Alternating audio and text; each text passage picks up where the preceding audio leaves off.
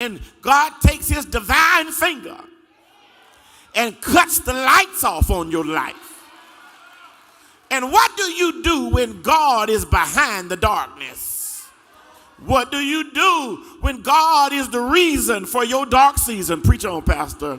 What do you do when God is taking his infinite finger and touched the light switch of your life and cut the lights off and require you serve some time in the dark? What do you do when God is the source of your darkness?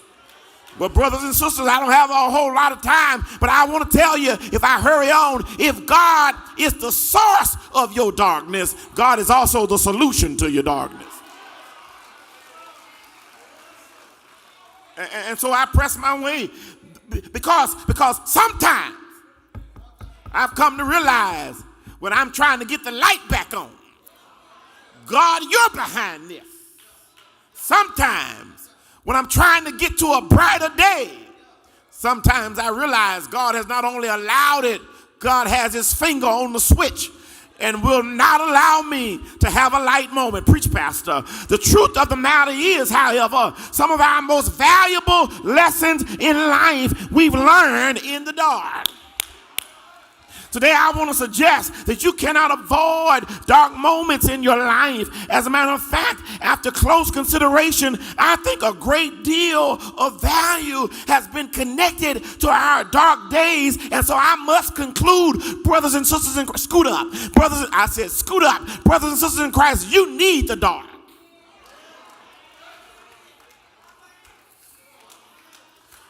This text implies there's something good waiting on you in the dark. Today in our text, we learn a valuable lesson of darkness through a pagan king, not a godly king, not a worshiping king, but through a pagan king named Cyrus. The people of God were in a very dark time. They got there, at their own doing. They had been disobedient to God. They're in this exile now, and although they're in exile, God has held them or allowed them to be held hostage and held captive. Preach, Pastor. And all they had was destroyed. Preach, Alexander. God was going to restore God's people. Preach, Alexander. However, God would restore them through an ungodly pagan king. Side note, just for a moment, God can use whoever he wants to. So don't ever think you have God boxed in and he can only use saintly, sanctimonious, godly people to get his word across. Sometimes God uses a preacher in the pulpit, but sometimes God uses a drunk on the street.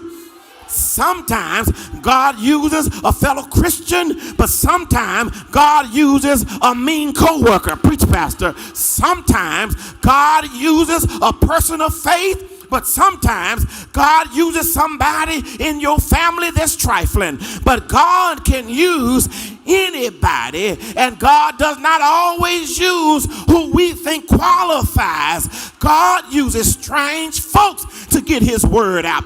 God uses strange, you know how I know God uses strange folks? Because every now and then he uses you. Wish I had some help in here. And so God used King Cyrus. And God tells Cyrus, preach, Alexander, about his people. I will give you the treasures of darkness and riches hidden in secret places. Preach. I will give you. It's a gift. He's calling what's going on in the darkness some gifts waiting there. And if this verse is true, and I believe it is because God said it and he's a man that cannot lie, then we need to contemplate some things like, what have we missed in our lives by underestimating what God has prepared for us in our dark days? What have we totally missed by underestimating what God has done or what God can do? Preach, Alexander. In our dark season, have we been so busy trying to expedite our tenure through our dark seasons that we've missed the divine truth that God does some of his best work in the dark? I mean, you do realize that darkness does not equate to godless. Just because it's dark does not mean God is absent. And what if in my running from the darkness, I've been running from God? Or from many blessings that he's placed for me in the dark. We who are believers must remember God is not handicapped by the dark. Somebody sitting next to you, just tell them, God is not handicapped by the dark. You didn't say it right. Tell them a little louder. God is not handicapped by the dark. Whether it's a dark marriage, whether it's dark physical condition, whether it's your dark family, whether it's a dark job, whether it's a dark personal dilemma, God is not blinded by your darkness. He sees and he knows what you need. And if you kept your Bibles open, verse 3 says, I will give you treasures of darkness, which means that God passes out gifts for his people in the dark. Look at your neighbor, tell your neighbor, God passes out gifts in the dark. That really wasn't the right neighbor, but just holler out, God passes out gifts in the dark. Sometimes we've been so busy trying to get to the sunny day. God is saying, if you look around, I've hooked up your dark midnight, and you don't have to wait to get to the sunny day. I'm God enough to bless you while it's still dark. Well, I ain't got the right crowd. I got to go on without y'all. I've been trying to slow around, get y'all to jump on my side. Let me get somebody else on my side. Come here, Abraham. Abraham, can you tell me, what God told you? Abraham said, God says to me, I'm going to make the descendants as numerous as the stars are in the sky. Abraham, if you count what's going on and all the stars in the sky, you'll be able to see just how blessed you're going to be. If you want to know how blessed you're going to be, just count the stars in the sky. If you want to know what God has for you, just look up and count the stars in the sky. And every time you see a star, it represents another blessing God has for you. Come here, child of God. Abraham, you don't have to guess if God plans on hooking you up. If you can count a star, every star you see is representative of a blessing God has prepared for you. But guess what, Abraham? You can't count stars unless it gets dark. That sometimes you won't be able to see your blessing in the light. You won't be able to see your blessing until it gets dark. I need another witness since you don't believe me. Jacob had a vision of angels ascending and descending up a ladder. And Jacob said, when God spoke to him, Jacob said, this is the place of God. But it didn't happen in the light. It happened in the dark. Then Jacob wrestled with the man all night long, told the man, I'm not going to let you go till you bless me. Then the angel of the Lord touched Jacob in his hip and broke him. And guess what? Then he was blessed, because sometimes you can't be blessed till you've been broken. I need about 10 of y'all. Sometimes your best blessing came when God broke you. That's why some of us shout like we shout. We've been broken before. That's why some of us serve like we serve. We've been broken before. And that's why some of y'all sitting up bougie like you don't know how to praise God. You've never been broken. But when God breaks you, nobody has to pump and prime you to tell God thank you. You come in saying, I will bless the Lord at all times. His praise shall continually be in. Is there anybody here that's ever been broken and now you say, but it made me better? believe I. Got another witness. Come here, Joseph. Joseph, way out of prison into the palace was through some dreams he had, but he didn't have the dreams until it got dark. Come here, children of Israel. Children of Israel, way out of Egypt to the promised land was over the Red Sea, but he didn't part it till it got dark. I'll preach to you, catch up. He parted the Red Sea in the dark. He got him out of Egypt in the dark. When he calmed the storms for the disciples, it was in the dark. When Nicodemus got ready to be saved, he came to Jesus in the dark. You'll catch up in a minute. And in the Philippian jail, when Paul and Silas were locked in the inner courts with stocks and chains at midnight, in the dark, there was an earthquake and God loosed everybody's band. Then when he was ready to save us, it was one dark Friday. I ain't got no help in here. A dark Friday that turned into them taking him off the cross, putting him in a dark tomb, and then early Sunday morning, he did it in the dark. And let me say this to you. You can't appreciate a bright Sunday morning if you don't master a dark Friday. That's why some of you got to be careful hating on somebody's sunshine if you didn't see their midnight. You can't handle sunshine if you didn't know what to do in the midnight hour. So I need somebody who is going through a dark season in your life to hear me real good. Stop running. Stop thinking God has abandoned you. Look around. You might discover, can I say it like I want to? God ain't scared of the dark. Verse 7 says, I formed light. Verse 7 says, I created darkness.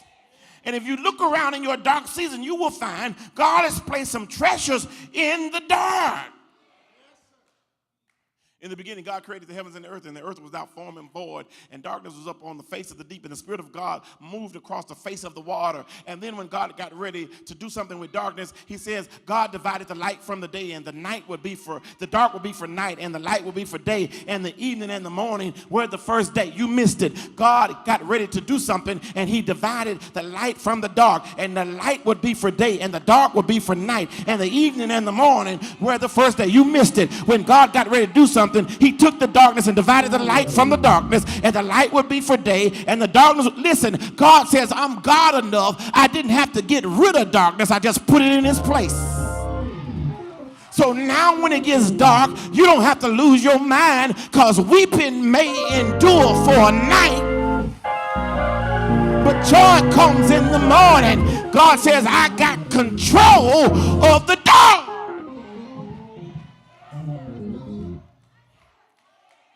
My hands are not tied just because it's dark. I have not been blinded just because it's dark. Can I tell you something? Just because you can't see in the dark doesn't mean God can't see in the dark. I need somebody to just thank God he has night vision. He sees just as well at night as he does in the day.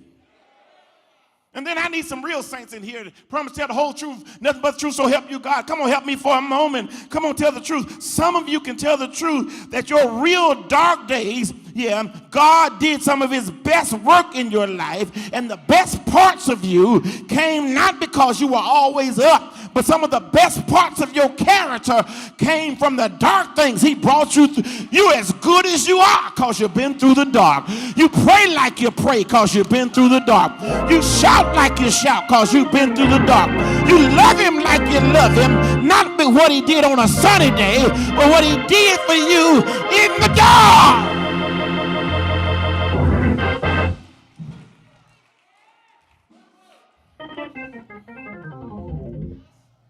And I say, darkness, brothers, it's so valuable. You got to be careful even getting too close to somebody if they weren't around in your darkness. You don't know if you got a best friend unless they've been best friend in the midnight. And some of you call folks your ride or die. But if you didn't have to ride through the midnight, you just got to ride. I don't have no help in here. You don't even know where your spouse really stand until you've been sick. Ain't nobody helping me yet.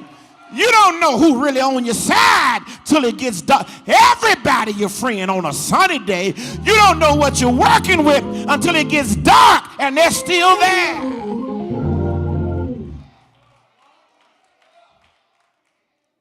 You can thank God for your dark days.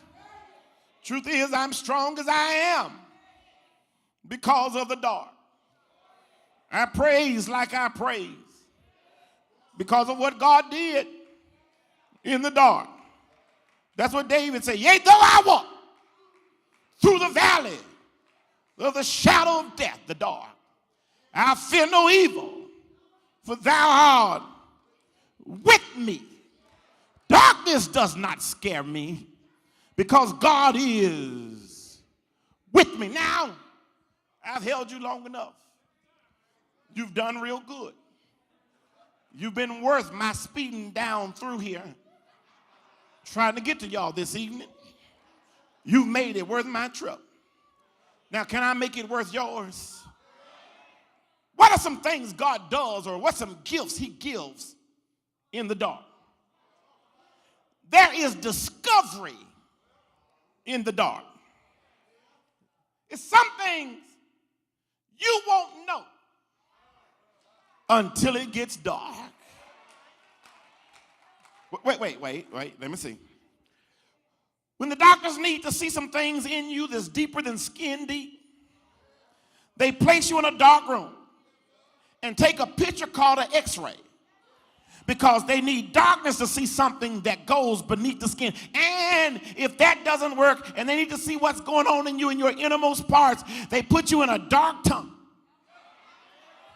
Cut off all the lights. I wish I had some help in here. It's called an MRI because what the doctors realize is it's some stuff in you sometimes so deep I won't be able to see it unless I get you in a dark enough room. And when God needs to reveal something to you that's deeper than a store or Instagram or Facebook or a shopping mall, sometimes he'll turn the lights off on you. He's not trying to kill you. He's trying to show you where you really are.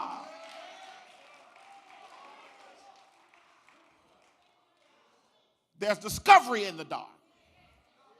Some of us can't see God long as the lights are on. Some of us don't know how messed up we are long as the lights are on. Some of us don't know we've forgotten how to pray long as the lights in our life are on. Sometimes we get beside ourselves when the lights are on. Sometimes God hadn't heard from us when the lights are on. So when you forget to pray because you're liking the light too much, and you forget to study, and you forget to work, and you forget to go to church, and you get out of ministry because you're enjoying your light and living your best life. He said, I know what to do. Let me cut these lights off, because folks that ignore me in the light have a way of finding me. I ain't got nobody in the dark. My son Eric is 17 now. And ever since he's been a teenager, he hangs out in his bedroom. He comes home, and only time he comes out the bedroom is if he's going, you already know, to the kitchen. He's either in the pantry or in the refrigerator. Last night, when he came downstairs, walked right by me like I wasn't sitting there. Went in there rambling. I knew what he was looking for. I said, Eric, what are you looking for? He said, I'm looking for some chips. I said, I hid them from you. I said, every time you come down these stairs, you finding something else to eat. And so I, every now and then, mess with him. I say, Eric, come down here and sit next to me and let's watch TV. And even upstairs, I know he's puffing. So I holler, fix your face. Come sit right next to me. I want to watch TV with you. He's upstairs in a room he thinks is his.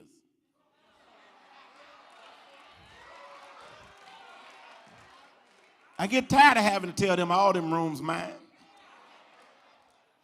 The bed is mine. Everything in here is mine. So I tell him to come out my other room. Come down here with me. And he's sitting there, and I know he don't want to really be there, but I want to spend time with him. So just watch a show with me. And the whole time, is it done yet? Can I go yet? Is it done yet? Can I go yet? And I tell him, be quiet. You mess. Can I go? And as soon as the credits start rolling, can I go now? He's gone. But a few months ago, we had a bad storm to come.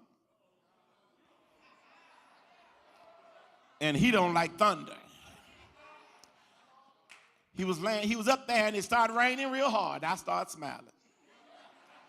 The harder it rained, the bigger I smiled. And after a while, the thunder clapped so loud, it shook the house. I looked at my wife, I said, 5, 4. She said, what you counting for? Then I heard coming down the stairs. By the time I got to 1, he was standing in the door. I scooted over, I said, come on in.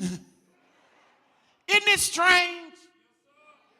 The same boy, I got to beg to come sit with me.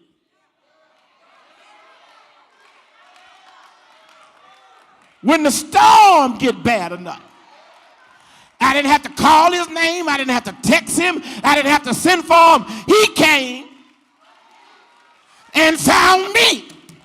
And what if God is saying, it's not dark in your life on accident. I'm tired of calling you and reminding you and looking for you. I know what to do. When I cut lights off, I ain't got to call you. You call me.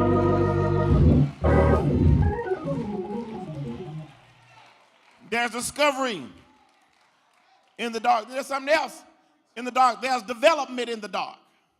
Somebody say development. Development. Let me see if I can put another. I know you take pictures with these phones now. And Ola Mills had to go out of business because nobody even go take pictures no more. Everybody just, your whole family is in your phone. You lose your phone, you ain't got no baby pictures, no grandbaby pictures, just everything is in your phone. I mean, we just snap everything. You got 3,014 pictures in one folder in your phone. But before these phones, you had the 35 milligram. And you didn't want the Polaroid too much because you fanned it a while, but they didn't last long.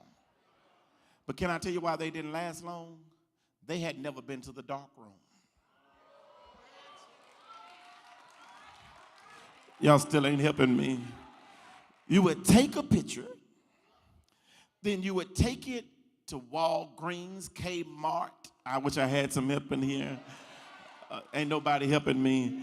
And they had a department for photos. You didn't open it, you handed it to them, and they would take the roll out. I ain't got no help in here. They would take it to a dark room. And you could not cut on lights because light would mess up the picture. It was called overexposure. I wish I had some help in here. Because you don't need light before it's time. They would take the film out, lay it in a solution. And when the film got in the solution, it wasn't a picture yet. It was called a negative. I wish I had some help in here. And what God did, what they would do is put the negative in a solution and keep the room dark enough until your negative turned into a picture.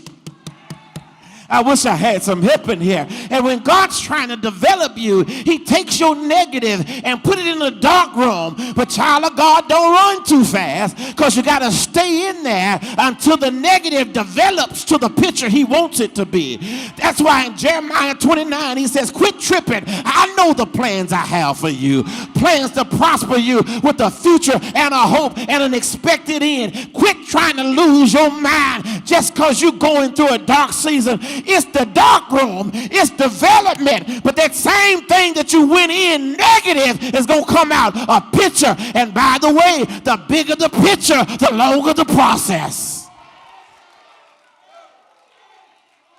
It's development. Somebody say development. Then something else darkness does for you, and I'm gone. Darkness, yes. Sometimes you have so much going on that you need darkness for discernment. Often you got too many people in your ear, too many distractions in your life, too much going on. And sometimes the only way you can hear God is for him to make it dark in your life. You hear better when it's dark. I'll say it again. You hear better when it's dark. I'll say it one more time. You hear better. I'm not scared. I'm a bold man. I'm not afraid to stay at home by myself. I mean, I'm all right. I'm grown. But when Sister Alexander and the boys are gone, it's strange when you're in a house by yourself all day long. You hadn't heard anything. Been in the house all day. Hadn't heard a noise. But when you're in the house by yourself, cut the lights off and lay down, the walls start moving. The ceiling start talking. It's a drip in the bathroom down the hall you hear. I wish I had some. Ain't nobody talking to me. The other night, I don't even live by a train track. It's miles away. Sound like the train was coming through my house. I said, why I didn't hear all this in the day? But something about night makes you hear better. What if? I'm gone, children. God has cut the lights off on you because you haven't been able to hear him with that sunny job, those sunny friends, those situations. So God has said, you'll hear me better. You'll have discernment. You'll have development. You'll have discovery. If I just get you in the dark, I'm gone. Y'all have done so well. Let me go. Children don't like the dark. Young folks don't like the dark. Immature people scared of the dark. But mess around and grow up and got to pay your own bills. Got to work all day long. You remember when you were a child, you cried when they said lights off. But when you've been at work all day long, had to get off and pay some bills, had to cook and clean out the house, the best thing you could ever hear, it's time to cut these lights off. Because when you're grown, you know every now and then you need the lights off. I'm going when I tell you, never confuse your midnight with God's abandonment. What if in your night God is trying to bless you? Don't ever question what God is doing when he allows night in your life. You just need to know he knows what he's doing when it gets dark.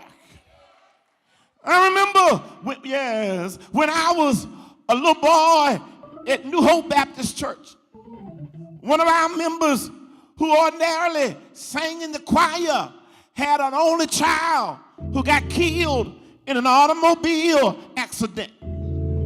She made her way to church.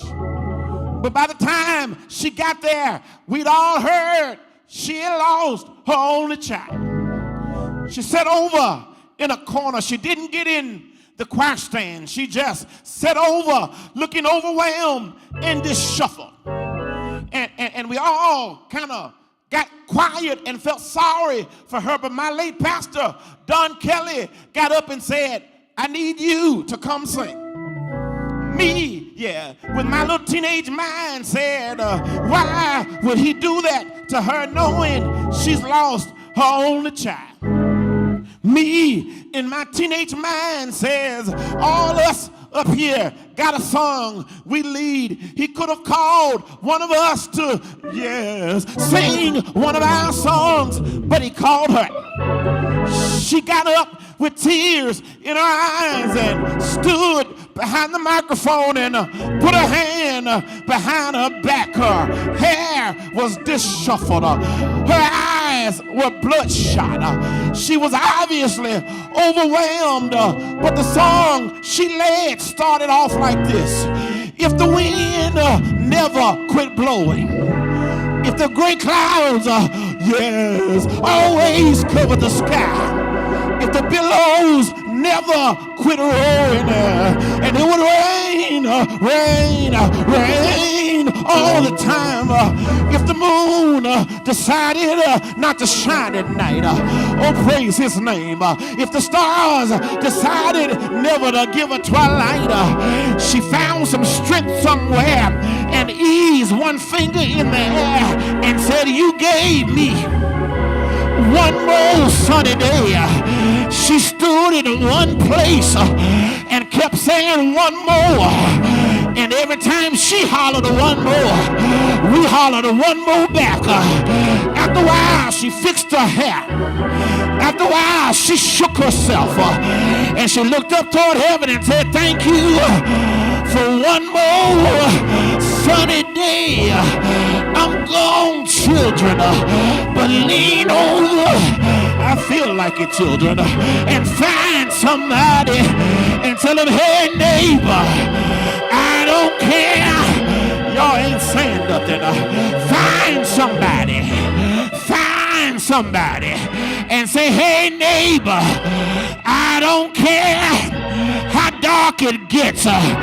He's God of the sun, but he's God of the midnight. He's God when you're up, but he's God when you're down. He's God when you're well.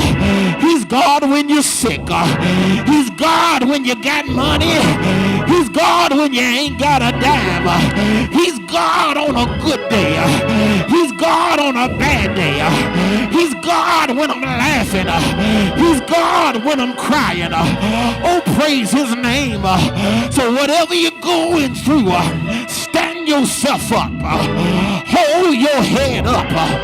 Dust yourself off. Because he got all power. I don't care what the night is going to bring. He got all power. I don't care what you're going through. He got all power. I don't care how dark it gets. He got all